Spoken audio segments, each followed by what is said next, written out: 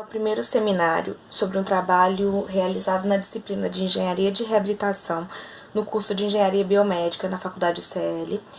O tema é um sistema de videocolografia para controle de dispositivos móveis.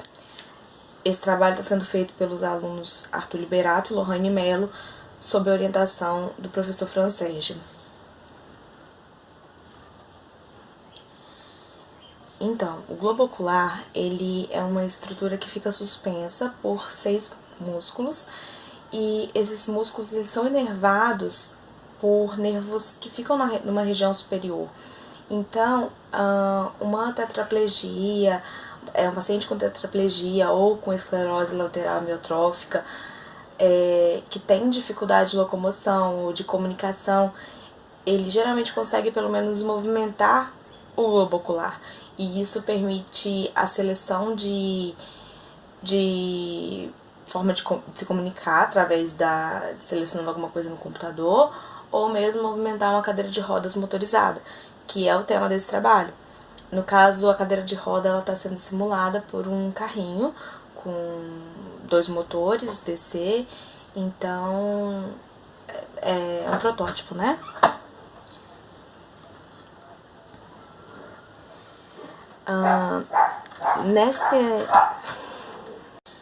Nós aplicaremos algoritmos de processamento de imagens para o isolamento da íris ou da pupila. No caso, a transformada de Rogue é uma forma muito fácil de detectar, já que é uma estrutura circular, mas essa imagem tem que ser filtrada. E quando você define contornos para aplicação das técnicas da transformada de Rogue, acabam ficando mais alguns ruídos e tem que realizar uma segunda filtragem. Nós fizemos alguns testes com imagens, ainda não é com a webcam, são com imagens, fotos de olho, olhando em direções diferentes, e algumas são bem fáceis de detectar, outras devido à nitidez, ou mesmo a cor do olho, o ângulo que está olhando quando a pessoa olha. Então, quando a pessoa olha muito para a esquerda ou muito para a direita, acaba se tornando a pupila ou a íris, elas acabam ficando um tanto oblíquas. Então, tem uma certa dificuldade de detectar com a transformada de Rogue. Existem outras técnicas através do contraste, através da coloração dos pixels, e no final a gente ainda tem que encontrar qual a melhor solução. Até então estamos usando o Rogue e está funcionando para alguns testes. Então, o objetivo é criar uma ferramenta de auxílio para pessoas com perda de mobilidade, porque é uma coisa muito importante a questão da locomoção, de modo geral, até para a autoestima da pessoa, para a parte psicológica do tratamento de reabilitação. Então, esse protótipo inicial é uma coisa mais simples, é uma movimentação que vai ser frente, trás, direita, esquerda e ré. Ré no caso trás. Ok. Através dos movimentos convencionais, de para cima, para baixo e para um lado para o outro do olho. Não vamos trabalhar com ângulos. A questão da aceleração, de virar e tal, ela vai ser feita através do tempo que a pessoa está olhando naquela direção. Então, eu comecei a olhar para a esquerda agora, ele vai começar a virar devagar, e eu tô no caso, até um segundo. A cada segundo ele vai implementando um valor maior de velocidade, no máximo 10 segundos, que atinge a aceleração máxima. Então, eu tô a 10 segundos olhando pra frente, ele vai estar o máximo possível na frente. Aí eu faço algum outro movimento, no caso, para parar a gente vai implementar algo através de piscadas, algo do tipo, ainda não está definido, mas aí isso já diminui. Quero diminuir a velocidade, eu dou umas piscadas e aí volta para a velocidade inicial.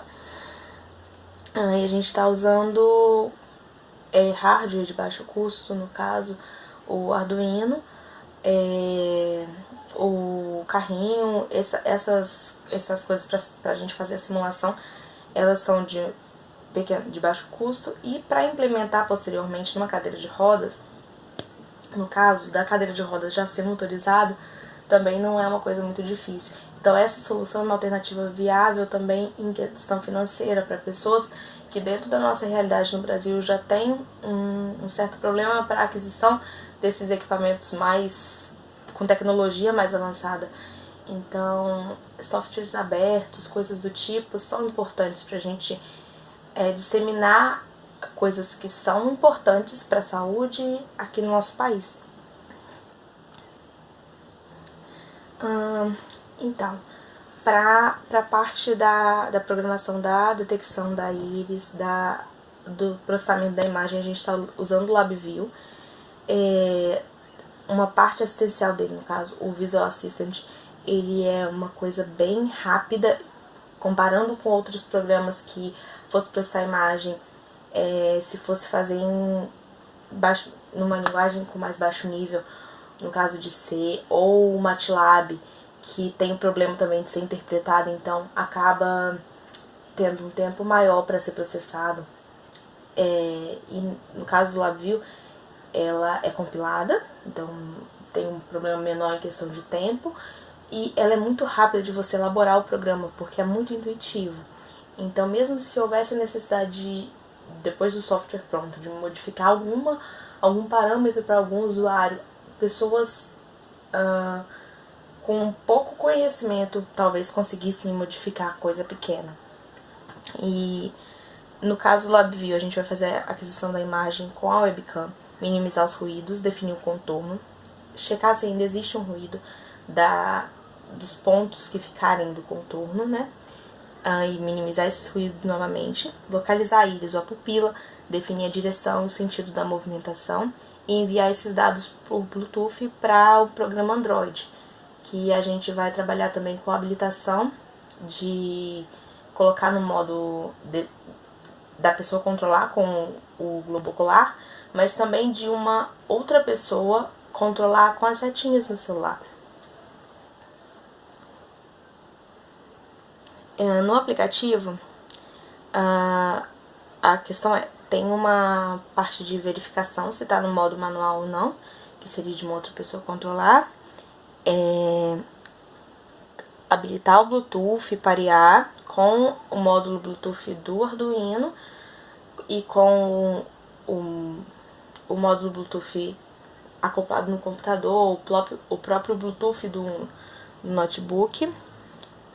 No caso, se tiver no modo manual, receber essas direções e já enviar para o módulo Bluetooth do Arduino.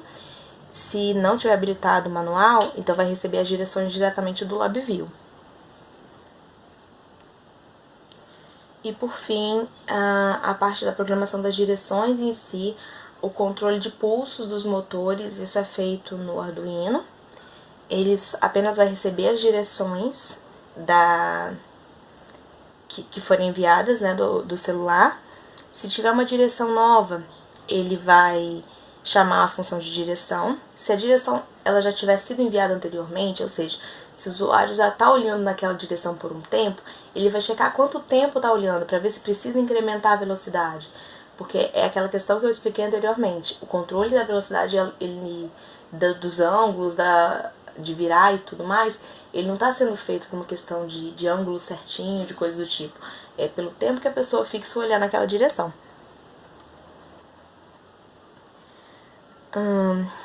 Então, aí a captura em tempo real através da webcam, que também já é bem fácil de implementar no LabVIEW, vai permitir o rastreamento da íris do olho, e a imagem, ela digitalizada no caso, ela é uma matriz, né, com linhas e colunas, e cada célula é um pixel, e tem as técnicas de processamento, que a gente trabalha com filtros,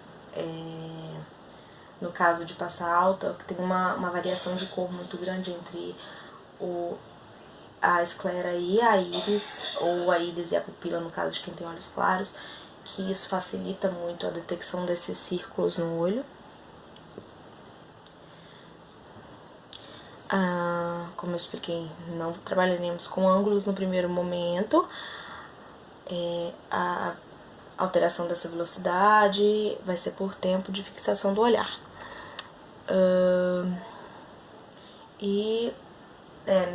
Na interface do aplicativo, o usuário também vai poder ter uma interação de terceiros. A pessoa que tem uma deficiência grave, ela pode ter necessidade da ajuda de uma terceira pessoa, mesmo que com a movimentação ocular isso permita que ela faça esses movimentos, é bom ter um sistema de reserva, né?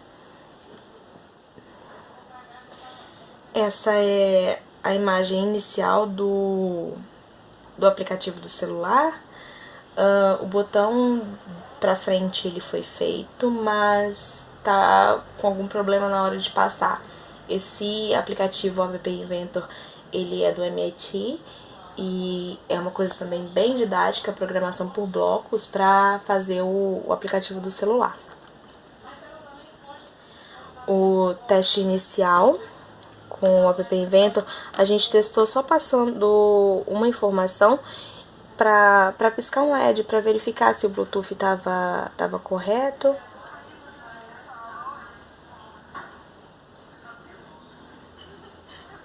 Aí a questão ali, o LEDzinho acende e ele apaga de acordo com a direção. A gente testou uma direção só no caso, para ver se estava funcionando o Bluetooth.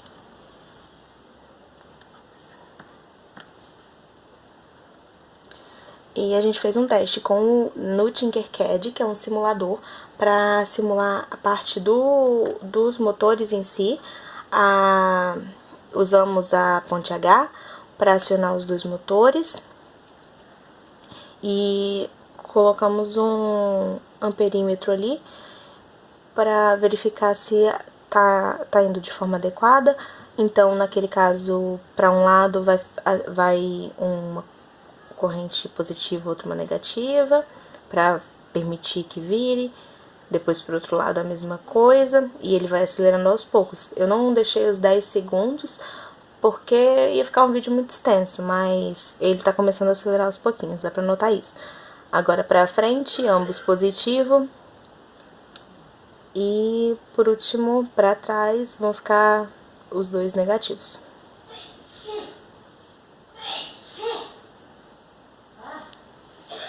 Exatamente.